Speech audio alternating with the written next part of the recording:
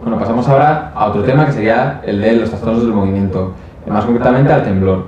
El temblor son oscilaciones rítmicas de la musculatura. Suele ser sobre todo un temblor apendicular del extremo de las extremidades, más que proximal habitualmente. Entonces tenemos un temblor de reposo, que es típico de la enfermedad de Parkinson, que son pacientes que cuando dejas el brazo en reposo presentan el temblor. Sin embargo, dentro de este temblor lo pones en una postura y no lo tienen. ¿Vale? El temblor de reposo igual a la enfermedad de Parkinson. El temblor postural es el temblor que solo existe a la hora de mantener una postura. Existe un temblor fisiológico, que es el que todos tenemos, el fisiológico exacerbado, que es el después de hacer un ejercicio, un esfuerzo, con los nervios, que es de mayor amplitud, pero que en el momento que alcanzas un estado de mayor tranquilidad, pues desaparece. Y está el temblor esencial, el cual es la cosa más frecuente de temblor sintomático, ya que los otros no molestan, este puede no molestar incluso, pero va progresando un poco, es asimétrico. Y los pacientes te suelen contar que su padre o su abuelo o su madre ya lo tenían, ¿no? cuando alcanzan una edad. Entonces son pacientes que les ves que en la postura pues les tiembla los brazos, uno le puede temblar uno más que el otro, pero cuando dejan en reposo no les tiembla. Ahora ya tiene una latencia autosómica dominante. El tratamiento del temblor suele ser con betabloqueantes, sobre todo el propranolol, es más importante. Pero bueno, solo se trata cuando el paciente de verdad le molesta o cuando va a hacer una firma o escribir algo.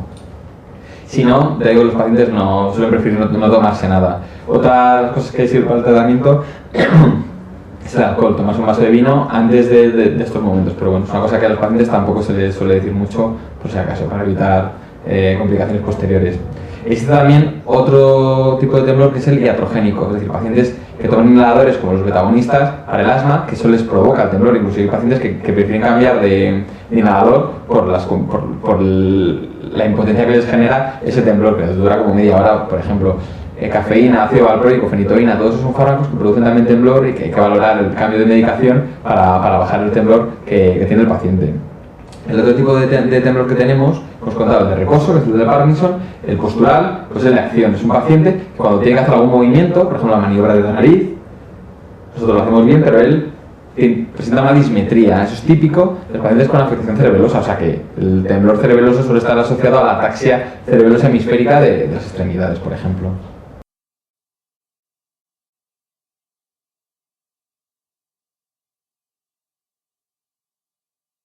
Hablamos de otro tipo de trastornos del movimiento, como son las distonías, que son unas contracciones, es un movimiento involuntario, igual que el temblor, debido a contracciones musculares sostenidas de grupos musculares diferentes, que imprimen una postura anómala a la extremidad. Pues por ejemplo, si habéis visto alguna vez pacientes que con una distonía de la mano, donde ves que tiene una postura, con a lo mejor unos músculos en flexión, otros dedos en extensión, en oposición. Entonces depende un poco de la postura que tengan. Eso se llama una distonía de la mano, ¿vale? Existen distonías del cuello, distonías de varias partes del cuerpo, que se clasifican según donde estén esas distonías. Hay distonías esenciales, son aquellas que se producen sin ninguna patología de base, y distonías secundarias a infartos en los núcleos subtalámicos o en los ganglios basales, por enfermedades de depósito de material, cobre, hierro, o por enfermedades metabólicas, ¿de acuerdo? Entonces las distonías las vamos a clasificar en focales, es decir, cuando es por un grupo muscular, por ejemplo, tortícolis. Y distonía del músculo esternocleido masculino, una tortícolis de mi esternocleido masculino derecho me va a imprimir una postura de rotación de la cabeza hacia la contraria, es decir, hacia la izquierda, ¿de acuerdo? También el blefaroespasmo es otro tipo de distonía. Son pacientes que tienen un cierre forzado de la musculatura ocular, que son incapaces de abrirlos por mucha fuerza que hagan. Entonces ellos tiran la musculatura frontal, pero son incapaces de abrir el ojo por el cierre de la musculatura auricular. Y los espasmos hemifaciales son pacientes que puede ser debido a una parálisis facial o tumores de troncoencéfalo, que son pacientes que hacen gestos raros, ¿vale? Tanto con la boca, que les tira, como con el ojo, que se les cierra. Los espasmos hemifaciales. A veces eso es difícil de diferenciar de los tics, porque hay gente que tiene tics complejos, pero bueno, para eso está la historia clínica y hablar de los pacientes. Las distonías segmentarias son cuando ya incluye un área corporal, es decir, no es solo un músculo o un grupo muscular muy chiquitito, sino que ya incluye dos cosas. La más importante es el blefaroespasmo con la distonía oromandibular, es decir, una paciente o un paciente que cierra los ojos continuamente y no puede abrirlos, con una distonía de la cara, de la región peribucal, que se llama síndrome de Meigg, ¿vale? Y luego ya tenemos las multifocales, que es de un brazo y el cuello, las hemidistonías, que es todo medio cuerpo, y las generalizadas, ¿vale? Que es cuando incluye el área crural más otra, ¿de acuerdo? El tratamiento básicamente es el siguiente. Cuando es una distonía leve que no tiene ninguna molestia, sobre todo con baclofeno o con benzodiazepinas, ¿vale? Sea diazepam, hay un montón, clonazepam. Sin embargo, cuando ya nos hablan de una distonía, que ya sí que molesta, y que nos hablan de una distonía focal, sobre todo cuello, blefaroespasmo, incluso espasmos hemifaciales, la toxina botulínica es la elección. Va muy bien, tiene efectos secundarios que es dejarte flacidez en la cara o en ese músculo, pero dura como 2-3 meses y tiene un efecto muy bueno. Y a largo plazo, si con eso no va bien, pues cirugía sobre el globo pálido, una estimulación cerebral profunda.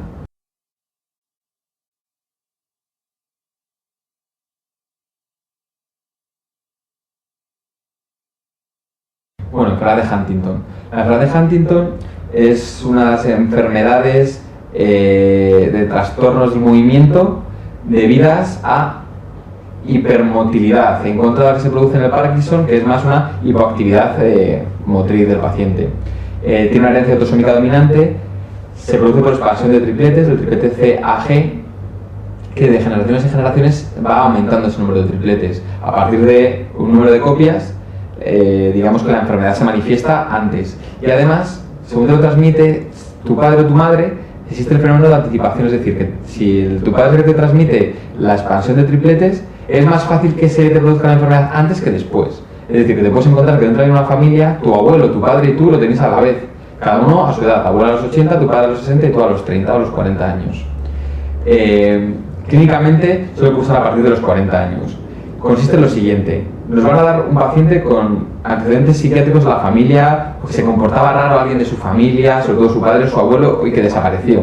Muchas veces dicen, no, pues se empezó a comportar raro, a hacer cosas raras y se fue de casa y nunca más se supo de él.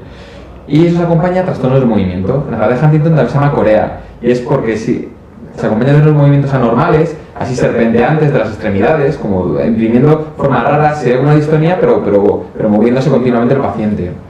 Eso, más los trastornos psiquiátricos, ya nos debe hacer pensar, junto a los antecedentes familiares, en la enfermedad de Huntington. A la larga acaba produciendo una demencia de tipo subcortical, esquizofrenia, depresiones. Y existe una variante, para que lo sepáis, cuando se produce muy joven, más los trastornos psiquiátricos, lo que cursa y los movimientos serpenteantes cursa más con rigidez, es como una especie de parkinsonismo. ¿De acuerdo? Entonces el caso típico es el que os he comentado, chico de 45 años con antecedentes del padre y el abuelo con trastornos psiquiátricos y que hace movimientos continuos serpenteantes. La fisiopatología es que se produce una afectación sobre todo del caudado. Entonces, al afectarse el caudado se produce un aumento de dopamina, que es la que favorece esos movimientos de más, en contra de lo que se produce en el Parkinson, que es un defecto de dopamina, que es la que le da la posición de rigidez y de brachinesia a los pacientes con Parkinson.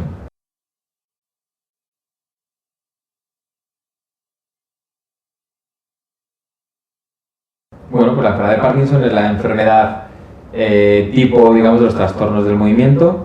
Una enfermedad cuyo factor de riesgo más importante es la edad.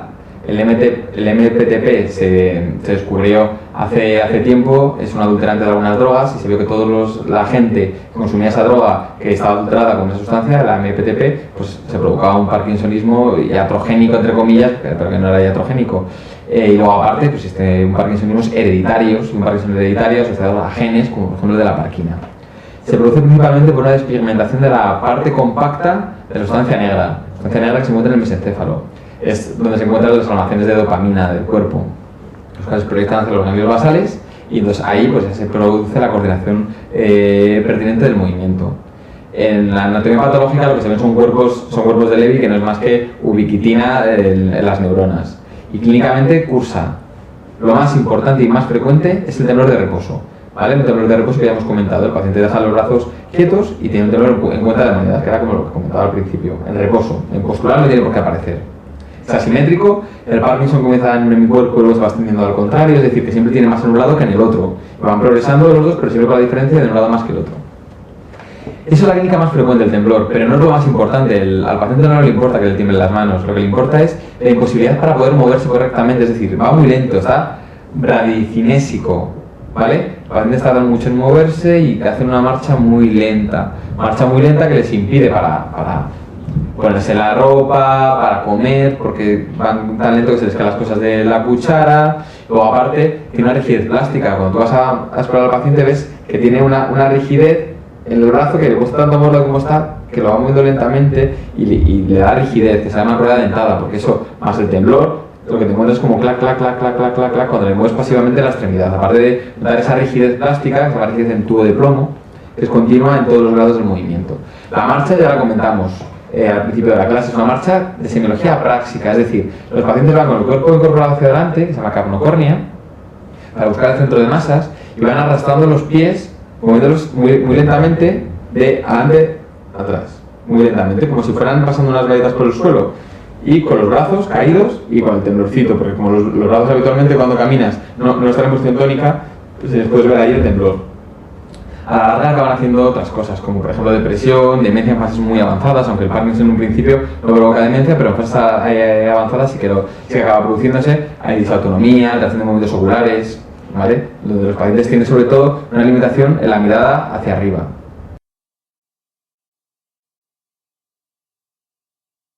Después de haber diagnosticado la enfermedad de Parkinson, que ya digo, es clínico y radiológico para ver que no tiene otras cosas, porque a veces encuentras algunos detalles de la resonancia magnética, pero casi nunca encuentras nada. Es decir, el diagnóstico es clínico más de exclusión con las pruebas complementarias, que con un escáner te sería suficiente.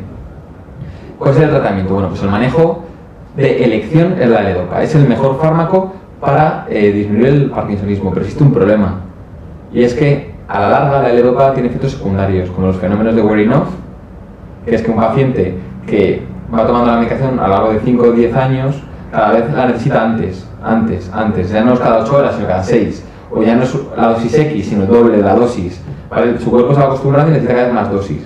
Pero está el fenómeno on-off, que es otro bastante malo también, que va apareciendo a la larga de los 5 o 10 años según te vas tomando la medicación. Entonces, eso consiste en que un paciente de repente está bien y de repente se pone mal, se queda en off, es decir, se queda paradicinesico. Luego, a los 10 minutos a lo mejor se pone en on otra vez, ya se puede poner a mover otra vez. Es decir, cuando los niveles de dopamina están altos, la movilidad es más fluida. Sin embargo, cuando están bajos, la dopamina, el paciente se mueve de una forma más lenta, ¿vale? Estas son las complicaciones motoras, entre otras, que tienen estos pacientes con Parkinson, que se ha demostrado que si no das levodopa no las tienen, es decir, que son complicaciones directamente demostradas de la levodopa. Por eso, a pesar de ser el mejor fármaco, todo paciente de menos de 60 años va a optar por dar agonistas dopaminérgicos, que son buenos, no son tan buenos, pero al menos sabes que le puedes cubrir con eso hasta que tenga los 70-75 años y luego ya le das la levodopa, cosa que si le das la levodopa desde el principio va a tener los efectos secundarios y luego ya no vas a poderle dar nada más. Otros fármacos que daríamos, por ejemplo, los inhibidores de la MAO-B y de la COMT, que son fármacos, o sea, que son enzimas que metabolizan la dopamina. Bueno, pues lo que haces es coges los fármacos para evitar que se degrade la dopa o la dopamina, se degrade y entonces esté más tiempo la que tengas en tu sinapsis nerviosa, ¿vale? Y lo único, los anticolinérgicos se usan sobre todo en gente joven para quitar el temblor, ya que el temblor es la clínica que menos responde a tratamiento con agonistas dopaminérgicos o con L-dopa. Das anticolinérgicos, pero solo a gente joven, ya que a gente mayor le puede provocar cuadros confusionales, delirios, retenciones de orina. Y lo único para terminar, comentar la cirugía del Parkinson. Cada vez está desarrollando más y va teniendo mejores resultados, pero nunca es de primera elección. Primero es agotar todas las posibilidades médicas, como lo veremos luego en la epilepsia, agotas todas las posibilidades médicas y después, y antes de que el paciente esté invalidado completamente por la enfermedad, se opta por poner una estimulación profunda que suele ser en el núcleo subtalámico, ¿vale? De forma bilateral. Entonces lo enciendes y entonces es como si estuvieras tomándote la dopamina de forma continua sin los efectos secundarios de la dopamina o de la levodopa, y vamos, con resultados bastante alentadores.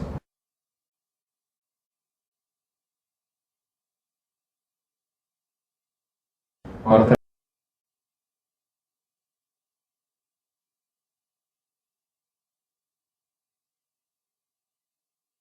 una pregunta acerca de los trastornos del movimiento es la número 63 del test de primera vuelta.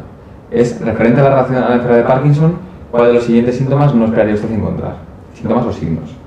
Temblor de reposo asimétrico. Efectivamente es un temblor de reposo en cuenta de monedas que se produce primero en un hemicuerpo y que luego se va extendiendo al lado contralateral, siempre habiendo un lado que esté peor que el otro. La braquinesia es la clínica más invalidante que refieren los pacientes, simplemente un fenómeno de moverse muy lentamente.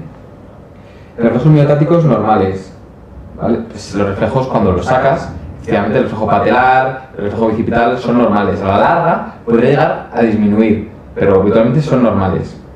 La pérdida de memoria y las apraxias, eso no se produce en la fase de Parkinson, por lo menos al principio. Las apraxias son técnicas corticales, como dijimos, apraxias, agnosias, afasias, alteraciones del lenguaje, memoria, es de afectación cortical. Sin embargo, el Parkinson es subcortical, ¿vale? Afectación subcortical.